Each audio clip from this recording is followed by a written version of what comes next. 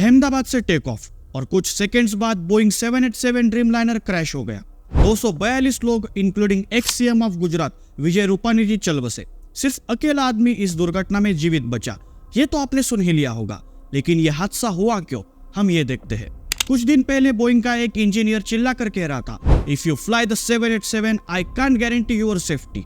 ये सिर्फ भारत का एक इंसिडेंट नहीं है, ये ग्लोबल एविएशन के सेफ्टी मॉडल का ब्रेकडाउन है। जब एक US based aerospace giant Boeing अपने ही एम्प्लॉय के वार्निंग को इग्नोर करता है तो सवाल सिर्फ भारत का नहीं बल्कि पूरी दुनिया का बन जाता है। और यह सवाल है, are planes safe anymore? Sam Salehpour, Boeing का वेस्टर्न इंजीनियर जिन्हें 30 साल का एक्सपीरियंस है, अप्रैल 2024 में उन्होंने यूएस कांग्रेस के सामने गवाही दी। बोइंग ने डेलिबरेटली सेफ्टी चेक्स स्किप किए, प्रोडक्शन डेडलाइंस मीट करने के लिए टेस्ट को फेक किया गया। उन्होंने कहा, मैं वार्निंग दे रहा हूं लेकिन मुझे साइलेंट करने की कोशिश की गई। और उन्होंने कहा, अगर FAA ने इन्वेस्टिगेट नहीं किया तो किसी दिन एक और क्रैश होगा। And here we are.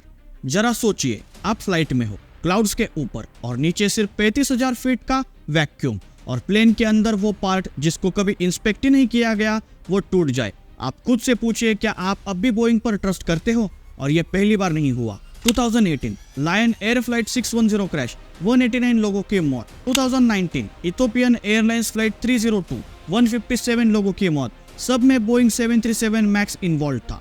FAA ने तब भी स्लो एक्शन लिया। बोइंग ने अकाउंटेबिलिटी अवॉइड की।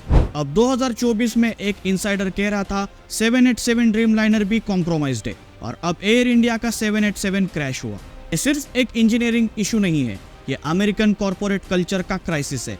बोइंग एक यूएस डिफेंस कॉन्ट्रैक्ट है जिन्हें टॉप गवर्नमेंट कॉन्ट्रैक्ट्स मिलते हैं, और ये विसल ब्लोअर्स हर बार इग्नोर किए जाते हैं क्योंकि इनके लिए प्रॉफिट्स परफॉर्मेंस से ज्यादा मैटर करते हैं। सैम ने कहा, जब मैं सेफ्टी पर क्वेश्चंस उठाता था मुझे ट्रांसफर कर दिया जाता था।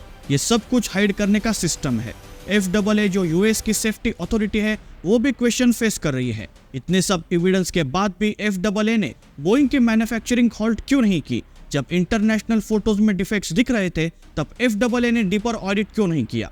एविएशन एक्सपर्ट्स कह रहे हैं कि ये एक टिकिंग बॉम्ब है, और अगर ये सिस्टम अब भी चेंज नहीं हुआ तो ये क्रैश लास्ट नहीं होगा। मैं और आप, हम सब कभी ना कभी फ्लाइट लेते हैं, और जब हम हवा में होते हैं तो हमारा भरोसा सिर्फ एक चीज पर होता है, ट्रस्ट इन द सिस्टम। लेकिन जब वो सिस्टम ही करप्ट हो जाए और सच बोलने वाले इंजीनियर्स को ही अगर प्रेशराइज किया जाए तो क्या ही बोले। प्लेन के अंदर सबसे डेंजरस चीज टर्बुलेंस नहीं होती, बल्कि वो झूठ होता है जो आपको बताया ही नहीं जाता। अब समय है आवाज उठाने का। इस वीडियो को शेयर कीजिए क्योंकि लोगों को ये सच पता चलना चाहिए।